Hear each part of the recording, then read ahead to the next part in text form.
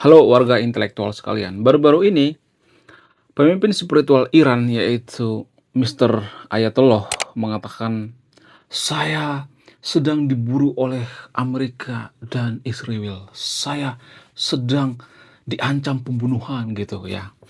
Nah, yang jadi pertanyaan, benarkah pengakuan daripada Mr. Ayatollah ini sorry, bukan Ayatollah, Ayatollah ini, apakah dia mengada-ada gitu? Lalu yang jadi pertanyaan, kenapa Amerika memburu Ayatollah? Kenapa Israel memburu Ayatollah? Nah, jadi kalau saya perhatikan sekarang ini ya, kehidupan daripada Ayatollah ini nggak tenang guys ya, dari mohon maaf ya, dari got ke got gitu ya, dari lubang ke lubang gitu ya. Sembunyi gitu ya, dari persembunyian satu ke persembunyian lainnya, bersembunyi terus gitu. Hidupnya nggak tenang gitu, padahal dia kan seorang pemimpin spiritual ya. Pemimpin yang sangat-sangat dihormati di Iran mulai tahun 1980-an ya. Kemudian kalau saya perhatikan itu ya, kadangkala ya, justru pemimpin spiritual itu lebih ditakuti daripada pemimpin negara. Kalau kita lihat seperti sekarang ini ya, yang paling ditakuti itu pemimpin spiritual kan, kalau kita perhatikan di Iran, yaitu Ayatollah. Presidennya nggak terlalu ditakuti guys, yang paling ditakuti adalah Ayatollah, yang memegang tonggak kepemimpinan di Iran itu adalah Ayatollah. Nah, yang jadi pertanyaan, kenapa bisa seperti itu? Harusnya kan mereka lebih hormat pada pemimpin negara mereka, presiden mereka, bukan pada pemimpin spiritual. Apa alasannya? Apakah karena Iran ini mabuk agama? Apakah karena Iran ini sudah jauh daripada negara-negara yang menjunjung tinggi yang namanya sumber daya manusia gitu? Apakah Iran ini sudah menuju negara kehancuran gitu? Apakah Iran ini sudah 11-12 dengan Konoha gitu? Kenapa di Iran ini ya, mereka lebih mengagung-agungkan yang namanya pemimpin spiritual? Dan kenapa Ayatollah ini susah diburu oleh intelijen Mossad dan intelijen Amerika?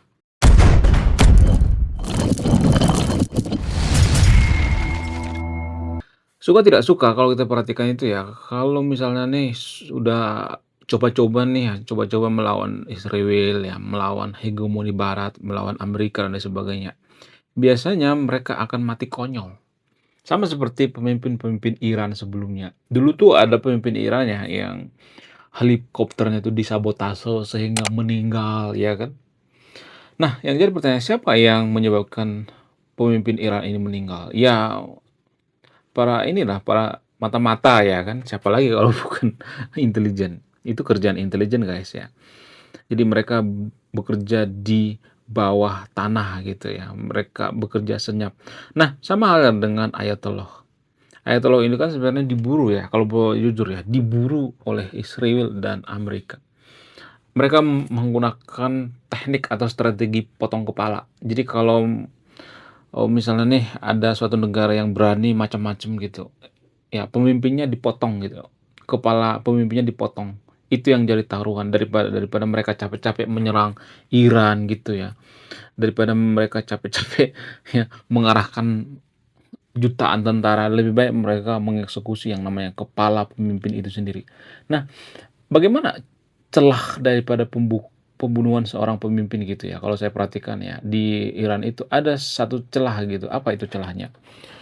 Mohon maaf ya guys ya, saya tidak sedang memojokkan agama tertentu di sini ya. Saya ngomong apa adanya gitu ya, ngomong to the point gitu ya. Jadi di video sebelumnya itu banyak tuh yang ngata-ngatain saya, kamu oten." Enggak, saya bukan oten guys. Kalau bener ya bener, kalau salah salah gitu ya. Jadi kalau saya perhatikan itu ada satu peluang ya, peluang kenapa pemimpin Iran itu tidak nyaman gitu, tidak aman dan akan mudah dieksekusi. Ya kalau Amerika serius ya, kalau Israel serius. Apa itu kelemahannya? Kelemahannya, mereka nggak setia terhadap negaranya, guys. Jadi nasionalisme daripada Iran itu sudah luntur, guys, kalau kita perhatikan. Nah, orang-orang yang nasionalisme runtuh ini biasanya direkrut jadi mata-mata. Makanya di Iran itu kan banyak mata-mata kan. Iya kan? Bahkan mata-matanya itu bukan kaleng-kaleng, guys, bukan orang biasa, bukan. Ya, di ring satu guys, di istana kepresidenan daripada Iran itu sendiri ya, di ring satu ya mereka mengetahui segalanya, informasi penting, informasi vital seputar Iran gitu. Bukan orang Israel yang disuruh ke sana, bukan orang Amerika yang capek-capek datang ke Iran, bukan. Tapi orang Iran itu sendiri digaji, dibiayai. Nah, yang jadi pertanyaan, kenapa bisa seperti itu? Kenapa mau dibiayai? Kenapa mau digaji gitu ya untuk memata-matai atau melakukan pembunuhan gitu ya, kalau mereka dibayar gitu. Kenapa bisa seperti itu? Apa alasannya? Ya karena krisis yang namanya nasionalisme. Itu kalau saya perhatikan ya, nasionalisme Iran ini sekarang dipertanyakan. Sama seperti Konoha. Di Konoha juga kan seperti itu ya, kalau boleh jujur ya. Coba saya mau nanya sama yang nonton video, apakah Anda bangga jadi kewargaan Konoha? Enggak kan? Ya, kalau saya perhatikan rata-rata warga Konoha itu pengen pergi ke luar negeri kalau bisa gitu ya, pengen tinggal di negara maju gitu ya, negara-negara seperti Swiss, Norwegia dan sebagainya. Karena apa? Karena mereka capek gitu, capek ngadapin pemimpin-pemimpin yang ada di Konoha. Ya, itu kalau saya perhatikan ya. Kemudian kenapa pemimpin spiritual seperti sorry bukan Ayatollah ini cenderung ditakuti daripada presidennya gitu. Apa alasannya? Salah satu alasan yang paling masuk akal itu secara psikologi ya. Jadi manusia itu secara psikologi itu lebih takut sesuatu hal yang abadi daripada sesuatu hal yang sementara. Nah, warga Konoha ataupun orang Iran itu sendiri ya, karena 11-12 ya warga Konoha dengan orang Iran itu kan 11-12 ya, sama-sama mau agama ya. Nggak semuanya tapi rata-rata mau agama kok ya. Jadi orang yang mabuk agama itu berpikirnya itu agak lain guys, kalau saya perhatikan. Gimana cara berpikir orang yang mabuk agama? Jadi orang yang mabuk agama itu berpikir seperti ini guys ya. Dan ini sering kali ya kalau saya temukan ya di Konoha. Kalau saya ngobrol gitu ya. Biasanya mereka akan menggunakan prinsip seperti ini. Di dunia mah hidup cuma sementara. Ya, umur manusia paling maksimum 70 tahun. Tapi kan akhirat kan selamanya.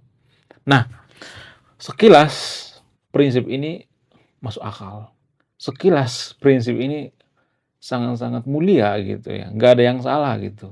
Tapi menurut saya ini logical fallacy gitu. Kenapa bisa seperti itu? Ya karena gini guys, kalau hidup itu cuman sementara, kenapa kita nggak manfaatkan untuk hal-hal yang baik gitu ya? Kalau misalnya nih surga itu ada, walaupun surga itu masih dipertanyakan ya kan, karena surga itu kan nggak terbukti secara ilmiah. Mohon maaf ya bagi teman-teman Kristen atau teman Muslim ya. Saya bicara by data ya, saya bicara sesuatu yang ilmiah gitu. Nah, kalau misalnya nih ya, kita mengatakan, "Oh, di dunia hidupnya cuma sementara, nanti kan di akhirat," gitu ya. Sementara kan akhirat kan tidak terbukti secara ilmiah. Bukan berarti saya nyuruh yang itu tidak percaya akhirat ya. Tapi kan kalau misalnya nih di hidup kita itu sia-sia, hidup kita yang sementara nih sia-sia, hidup menderita gitu ya. Nggak peduli dengan urusan dunia gitu ya, nggak peduli dengan teknologi, nggak peduli dengan kemajuan satu bangsa, ya mereka fokus mengurusi akhirat, akhirat, akhirat. Sementara kalau misalnya nih ya, misalnya akhirat itu nggak ada, apa nggak sial dua kali tuh, ya kan? Di dunia menderita, di akhirat nggak ada gitu, kosong melopong gitu. Kan dua kali menderita. Ini prinsip orang-orang barat, guys. Mohon maaf ya, saya harus belak-belakan di sini karena orang jujur itu biasanya dibenci, guys. Kayak saya. Kalau saya belak-belakan ngomong seperti ini, pasti saya dibenci gitu ya.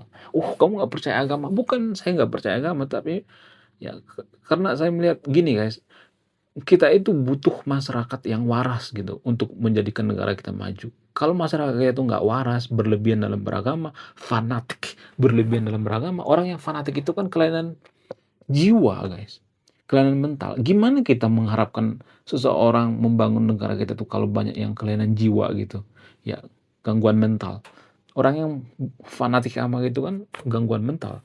Nah, itu yang perlu yang saya sampaikan di video ini. Kemudian ya, kalau misalnya kita berpikir secara rasional, dunia kan cuman sementara, nanti akhirat selamanya dan lain sebagainya. Sehingga seringkali orang-orang seperti ini ya mengabaikan tanggung jawabnya di dunia. Mereka nggak memperbaiki skill ya, karena mereka berpikir, hidup mah cuma sementara. Mereka nggak peduli dunia ini mau longsor kayak mau banjir kayak ya, bodo amat, buang sampah sembarangan. Kenapa? Karena mereka nggak peduli dengan dunia ini. Sementara orang-orang barat atau negara-negara maju itu mereka berpikir, ya Mari kita menjadikan dunia ini seperti sorga. Mari kita bawa sorga itu ke dunia ini. Itu prinsip daripada orang-orang barat. Tapi kan kalau Konoha kan nggak masuk akal ya kalau berpikir seperti ini ya. Mohon maaf ya, karena otaknya setara dengan gorila gitu. Nggak sampai pemikirannya sampai ke situ. Jadi orang barat itu ya rata-rata agnostik, guys. Berpikir mereka itu rasional. Kita kan nggak tahu apakah neraka atau surga itu ada. Itu pikiran daripada orang barat, guys. Kita nggak tahu apakah surga itu ada. Daripada kita memikirkan yang namanya surga, surga, surga, surga, akhirat terus, lebih baik kita bikin surga itu di dunia. Itu pemikiran barat. Tapi pemikiran seperti ini nggak diterima oleh warga Konoha yang terlalu fanatik berlebihan dalam beragama karena otaknya sudah bergeser gitu. Ya, sudah melenceng. Ya. Jadi orang-orang seperti inilah yang bikin negara kita nggak maju. Mereka fokus ngurusin akhirat, akhirat, akhirat, akhirat terus ya. Padahal kan akhirat belum bisa terbukti secara ilmiah. Ya, siapa tahu akhirat itu nggak tahu kejelasannya gimana ya kan. Siapa tahu akhirat itu nggak ada, ya kan. Masa kita di dunia menderita, terus di akhirat juga nggak ada, kosong melopong gitu. Sia-sia dong kita hidupnya ya kan. Itu yang perlu saya jelaskan di video ini ya. Tapi kalau saya ngomong seperti ini nanti pasti saya dihujat. Oh, kamu mengajak orang untuk tidak beragama. Enggak, makan tuh agama, makan. Ya. Justru kalau saya perhatikan itu negara yang terlalu berlebihan dalam beragama atau negara sih paling beragama itu seperti Iran misalnya. Nggak maju, guys. Ya, nggak maju. Karena apa? Karena mereka itu mementingkan yang namanya akhirat-akhirat. Itulah alasannya kenapa di Iran ada pemimpin seperti Ayatollah. Sorry, bukan Ayatollah. Ayatollah. Ya. Kenapa bisa seperti itu? Ya karena masyarakat Iran itu berpikir bahwa ya hidup ini sementara. Ya, akhirat selamanya. Sehingga mereka tunduk terhadap pemimpin spiritual bernama Ayatollah. Nah, ketika Ayatollah ini melakukan keputusan atau kebijakan-kebijakan berdasarkan aturan agama gitu ya. Kadangkala kebijakan-kebijakan yang diambil berdasarkan ajaran agama itu ya atau aturan agama itu kadangkala nggak semuanya tapi ya, saya tidak menjalani semuanya. Kadangkala keputusannya nggak rasional gitu, nggak masuk akal. Karena apa? Karena bisa saja keputusan itu berfokus pada akhirat-akhirat. Padahal kan akhirat kan nggak bisa dibuktikan secara ilmiah. Sementara pemimpin negara itu harus fokus mengurusi dunia, bukan mengurusi akhirat. Pemuka agama itu mengurusi yang namanya langit gitu, bukan mengurusi urusan dunia gitu. Ya, sementara di Iran itu malah pemuka agama yang diagung-agungkan seperti Ayatollah ini kan, malah dia yang paling ditakuti gitu. Nah, ya jadi pertanyaan, apa alasannya? Karena ini pemikiran pendek suatu negara, guys ya, kalau saya perhatikan. Ini pemikiran pendek atau semacam shortcut atau jalan pintas seseorang dalam berpikir gitu. Ini berpikir licik ya kalau saya perhatikan. Jadi mereka itu sebenarnya mohon maaf ya, orang yang malas berpikir ya, sehingga mereka berpikirnya itu ngambil jalan pintas. Ya hidup ini kan cuman sementara. Ngapain kita harus mati-matian gitu. Ya hidup kan cuma sementara. Tapi ya, orang yang ngomong seperti ini minta-minta sumbangan ya, bangun masjid di pinggir jalan. Oh, hidup ini cuma sementara. Tapi minta-minta tuh di pinggir jalan. Iya kan? Oh, hidup ini cuma sementara. Ya, tapi minta minta tuh sama pemerintah bansos gitu, merugikan negara gitu, beban negara. Oh, hidup ini cuma sementara. Oh, akhirat masih lamanya. Tapi apa? Tapi mohon maaf ya, dia nggak bisa menyekolahkan anaknya gitu. Hanya cuman bisa bikin gitu, nggak mau KB. Ya anaknya berderet-deret, mohon maaf ya, ada 20 anaknya misalnya atau 10 gitu ya. Hidup ini cuma sementara, tapi dia nggak ngurusin anaknya gitu.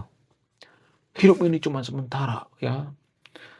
Dunia mah nggak dibawa ke akhirat.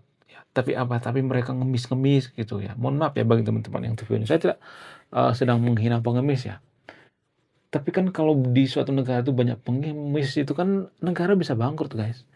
Ya, negara tidak akan berkembang ngurusin rakyat mulu gitu ya. Rakyat yang SDM rendah gitu ya. Rakyat yang berpikirnya ya mikirkan akhirat, akhirat, akhirat gitu. Ya kemudian kalau saya perhatikan itu ya banyak keputusan kita dalam bernegara itu yang merugikan negara itu sendiri karena ngurusin akhirat gitu. Seperti orang lagi umroh misalnya ya atau melakukan ibadah ke tanah suci misalnya, ya. Nah, ini kan sebenarnya personal ya, kalau mau ke tanah suci nggak usah disubsidi sama pemerintah dong. Kan agama itu kan ranah privasi ya, harus dipisahin dengan negara dong ya kan? Ya nggak sih? Sadar nggak gitu sebenarnya? Jadi duit triliunan per tahun itu ya, harusnya kan bisa dialokasikan untuk pembangunan sekolah misalnya ya, membangun SDM gitu. Nggak fokus subsidi ya, orang lagi ibadah gitu. Kenapa? Karena ibadah itu kan ya privasi. Ibadah yang sebenarnya itu adalah membangun negara, guys. Ya, makanya politisi itu sebenarnya seorang yang ibadah sebenarnya, guys ya. Politisi itu adalah profesi ibadah. Kenapa? Karena ya dia bisa menentukan nasib suatu bangsa atau suatu negara. Pemimpin itu sangat bisa menentukan. Maka pemimpin itu adalah ibadah. Ya, itu kalau saya perhatikan ya. Cuman kan warga Konoha, mohon maaf sebesar bagi warga Konoha. Warga Konoha kan IQ-nya kan setara gorila, jadi nggak pernah berpikir sejauh ini gitu, nggak pernah berfilsafat gitu. Ya, harusnya kan kita mengembangkan yang namanya filsafat. Justru kan di Konoha itu filsafat itu diharamkan. Jadi orang-orang yang sering belajar filsafat gitu ya, mohon maaf ya, saya tidak mengatakan semua yang saya katakan ini benar ya, tapi setidaknya kita berpikir gitu, gimana negara kita supaya maju ya, gimana bangsa kita tuh supaya tidak ketinggalan gitu. Ya, sama seperti Iran misalnya. Semenjak Iran itu mabuk agama ya, semenjak Iran itu berlebihan dalam beragama, terlalu rajin beribadah dan lain sebagainya, maka mereka terpuruk. Tidak seperti Persia zaman dulu. Terpuruk sekarang Iran, guys. SDM mereka mandek. Ya, sumber daya manusia. Ya, sumber daya alam sebenarnya masih ada di Iran, cuman sumber daya alam ini kan kalau nggak ditopang dengan sumber daya manusia bisa hancur juga seperti Konoha. Konoha kan punya segalanya, iya kan? Kita punya tambang, punya nikel, punya emas, punya segalanya. Tapi SDM yang bobrok, lagi-lagi sumber daya manusia yang bobrok. Itu yang perlu kita perhatikan sebagai kaum intelektual ya. Jadi bagaimana cara membangun negara kita itu? Kita mulai dari diri sendiri, guys. Jangan mengharapkan orang lain gitu ya. Jangan mengharapkan orang lain membangun negara kita karena pemerintah itu adalah produk daripada masyarakat.